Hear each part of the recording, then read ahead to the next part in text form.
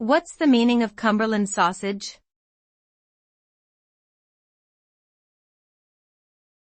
Cumberland sausage.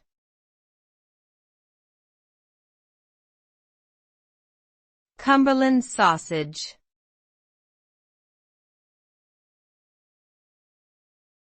Cumberland sausage.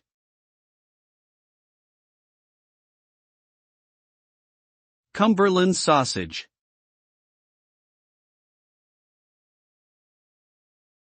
Cumberland sausage is a type of sausage originating from the county of Cumbria in northwest England.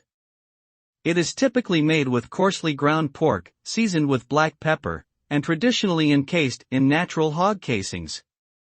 The sausage has a distinctive spiral shape, and is often sliced and grilled or fried.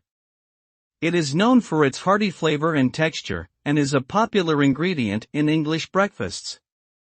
Cumberland sausages are protected under the European Union's Protected Geographical Indication Scheme, which ensures that only sausages made to specific standards in Cumbria can be called Cumberland sausages.